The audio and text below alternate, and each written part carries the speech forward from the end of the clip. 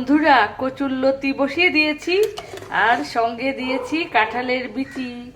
এই দেখুন, আজকে এইটা দিয়ে শীতল আর কাক্কা শুটকি দিয়ে একটা রেসিপি করব। এই দেখুন,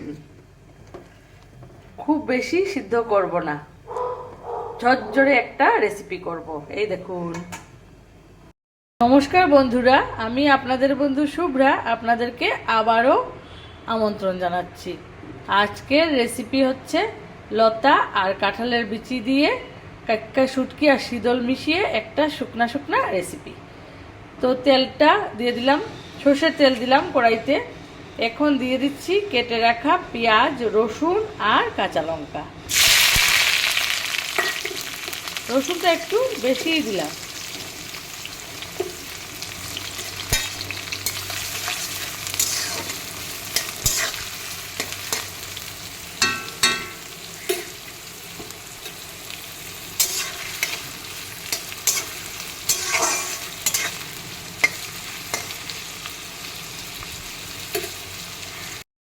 এইদিকে দেখুন, শীতল আর এটা কাক্কা শুটকিটা ধুয়ে রেখে দিয়েছি, আর এখানে লতা আর কাঁঠালের বিচি একসঙ্গে সিদ্ধ করে নিয়েছি।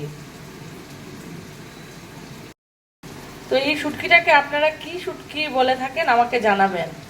আর এইটাও আমরা এটাকে তেলেশ বলি, হয়তোবা কোনো কোনো জায়গায় এটাকে চাপা শুটকিও বলে থাকে, তবে এটাকে কাক্কা শুটকি বলি আমরা। পেঁয়াজটা অল্প ভাজা হয়ে গেছে, এবার আগে দিয়ে দেব কাক্কা শুটকিগুলো, দিয়ে একটু ভেজে নেব। পেঁয়াজের সঙ্গে ভালো করে ভাজা হচ্ছে।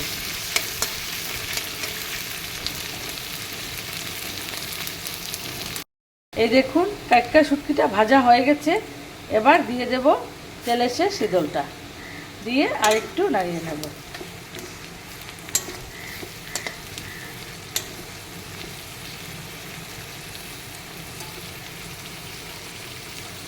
শীতলটা গলে গেছে, একটু ভাজাও হয়ে গেছে, এবার দিয়ে দেব সিদ্ধ করে রাখা লতা আর কাঁঠালের বিচি।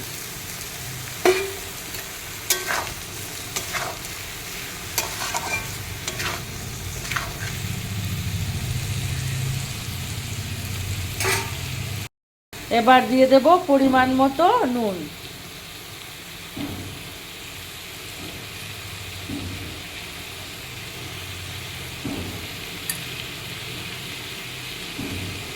দিয়ে দেব হলুদ গুঁড়ো।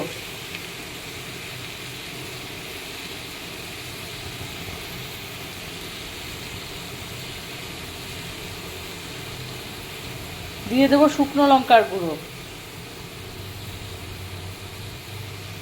যেহেতু এটা শীতল আর শুটকি, তাই লঙ্কার গুঁড়োটা একটু বেশি লাগবে।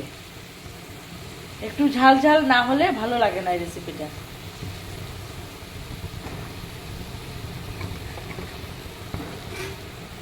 এখন ভালো করে নাড়িয়ে দেব, আর চুলার আঁচটাকে কমিয়ে রেখে রান্নাটা করব।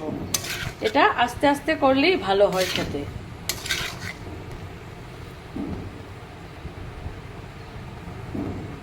এবার হতে থাক।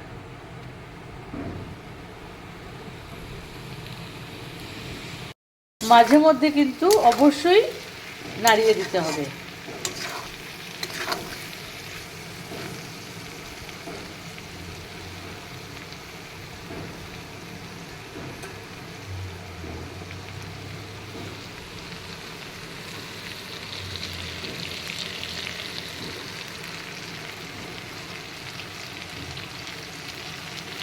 দেখুন কেমন লাল লাল হয়েছে, আরো হবে বন্ধুরা, এখনো হয়নি।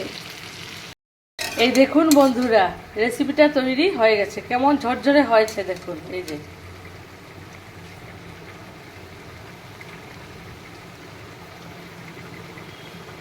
এই দেখুন,